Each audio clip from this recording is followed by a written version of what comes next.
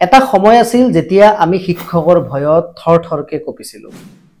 কিন্তু এতিয়া সময় সলনি হ'ল এতিয়া ছাত্ৰৰ ভয়ত শিক্ষকে থৰথৰকৈ কঁপিব লাগিব আৰু ইয়াৰ এটা উদ্দপ্ত উদাহৰণ আপোনালোকে শিৱসাগৰৰ ঘটনাত দেখিছে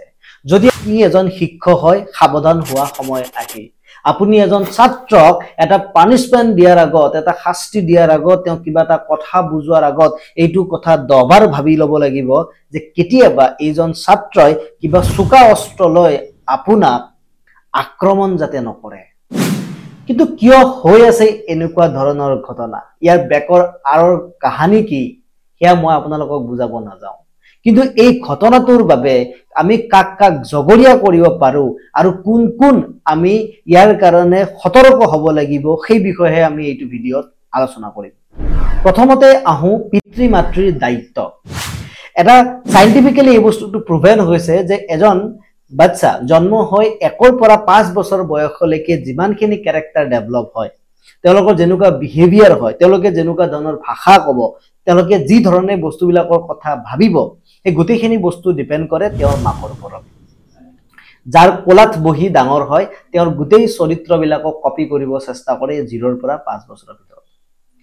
5 পৰা 9 বছৰৰ ভিতৰত তেওঁ আশে-পাশে যিবোৰ মানুহ থাকে তেওঁলোকৰ পৰা চৰিত্ৰবোৰ কপি কৰা আৰম্ভ কৰে চৰিত্ৰবোৰ গ্ৰহণ কৰা আৰম্ভ কৰে আৰু 9 পৰা 14 বছৰ বয়সলৈকে সেই সময়ছোৱাত এজন ল'ৰা বা এজন ছোৱালীয়ে দেউতাকৰ ক্যাৰেক্টাৰ বিলাক লোৱা আৰম্ভ কৰে মই এইটো ক'ব বিচৰা নাই যে যিবোৰ ল'ৰা ছোৱালী এনেকুৱা ধৰণৰ জঘন্য কাণ্ড কৰিছে তেওঁলোকৰ মাক দেউতাকেও এনেকুৱা জঘন্য কাণ্ড কৰে মই এই কথাষাৰ ক'ব খোজা নাই মই ক'ব বিচাৰিছো যে ইমানখিনি সাহস ইমানখিনি খং ইমানখিনি ইমোশনস ইমান এনেকুৱা এটা মাইন্ডসেট গঢ়ি তোলাত পিতৃ মাতৃৰ কৰবাত নহয় কৰবাত হাত আছে কেনেকৈ আছে মই আপোনালোকক বুজাই দিম এনেকুৱা ঘটনা আপুনি চাগে প্ৰায় দেখিছে যে যেতিয়া ল'ৰা ছোৱালীক স্কুলত দিয়া হয়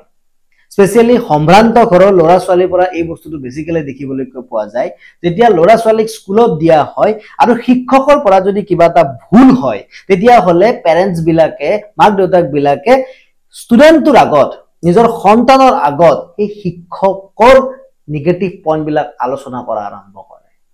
শিক্ষকৰ বেয়া বেয়া গুণৰ বিষয়ে আলোচনা কৰা কৰে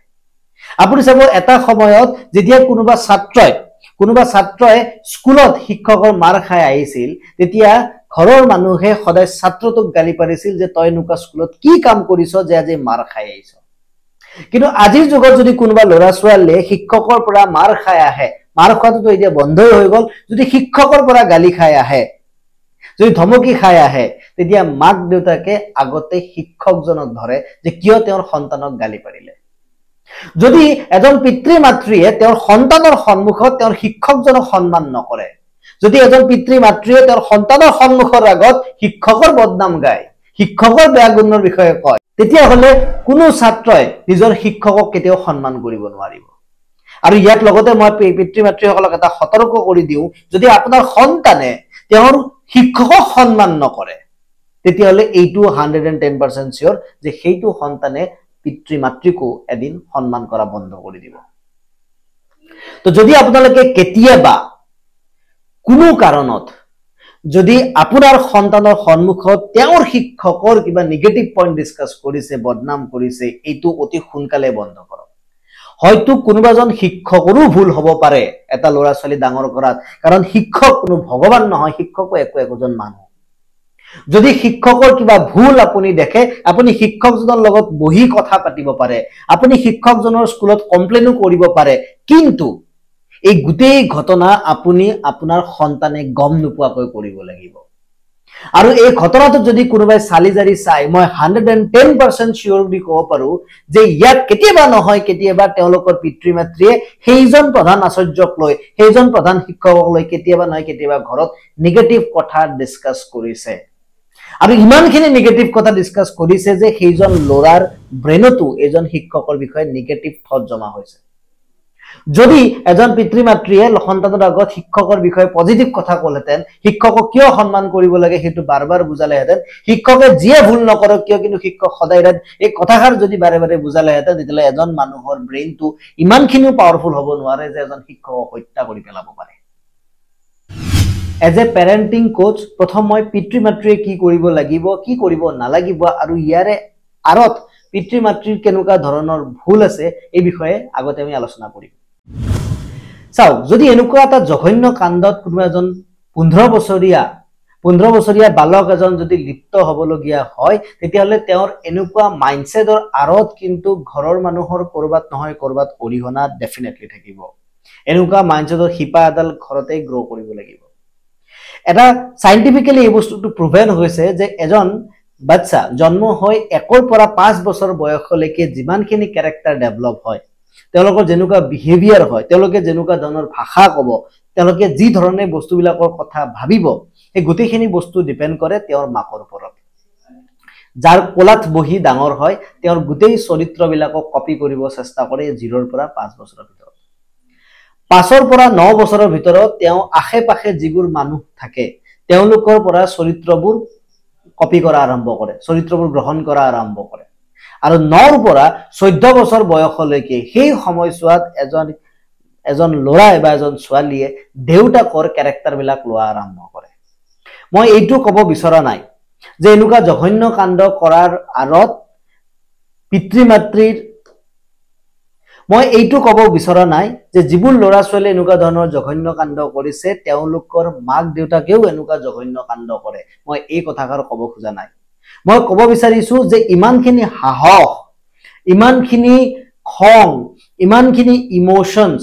ইমান এনেকুৱা এটা মাইণ্ডছেট গঢ়ি তোলাত পিতৃ মাতৃৰ কৰবাত নহয় কৰবাত হাত আছে। কেনেকৈ আছে মই আপোনালোকক বুজাই দিম। এনেকুৱা ঘটনা আপুনি চাগে প্ৰায়ে দেখিছে যে যেতিয়া ল'ৰা ছোৱালীক স্কুলত দিয়া হয়, স্পেচিয়েলি সম্ভ্ৰান্ত ঘৰৰ ল'ৰা ছোৱালীৰ পৰা এই বস্তুটো বেছিকেলি দেখিবলৈ পোৱা যায়। যেতিয়া ল'ৰা ছোৱালীক স্কুলত দিয়া হয় আৰু শিক্ষকৰ পৰা যদি কিবা এটা ভুল হয়, তেতিয়াহ'লে পেৰেণ্টছ বিলাকে, মাক দেউতাক বিলাকে ষ্টুডেণ্টটোৰ আগত, নিজৰ সন্তানৰ আগত এই শিক্ষকৰ নিগেটিভ পইণ্টবিলাক আলোচনা কৰা আৰম্ভ কৰে, শিক্ষকৰ বেয়া বেয়া গুণৰ বিষয়ে আলোচনা কৰে। আপুনি চাব এটা সময়ত যেতিয়া কোনোবা ছাত্ৰই স্কুলত শিক্ষকৰ মাৰ খাই আহিছিল, তেতিয়া ঘৰৰ মানুহে সদায় ছাত্ৰটোক গালি পাৰিছিল যে তই এনেকুৱা স্কুলত কি কাম কৰিছ যে আজি মাৰ খাই আহিছ। কিন্তু আজিৰ যুগত যদি কোনোবা ল'ৰা ছোৱালীয়ে শিক্ষকৰ পৰা মাৰ খাই আহে, মাৰ খোৱাটোতো এতিয়া বন্ধই হৈ গ'ল, যদি শিক্ষকৰ পৰা গালি খাই আহে, যদি ধমকি খাই আহে, তেতিয়া মাক দেউতাকে আগতে শিক্ষকজনক ধৰে যে কিয় তেওঁৰ সন্তানক গালি পাৰিলে।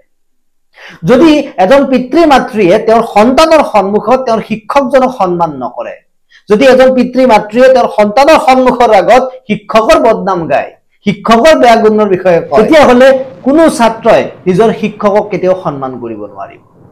আৰু ইয়াত লগতে মই পিতৃ মাতৃসকলক এটা সতৰ্ক কৰি দিওঁ, যদি আপোনাৰ সন্তানে তেওঁৰ শিক্ষকক সন্মান নকৰে, তেতিয়াহ'লে এইটো 110% চিয়ৰ যে সেইটো সন্তানে পিতৃ মাতৃকো এদিন সন্মান কৰা বন্ধ কৰি দিব। তো যদি আপোনালোকে কেতিয়াবা কোনো কাৰণত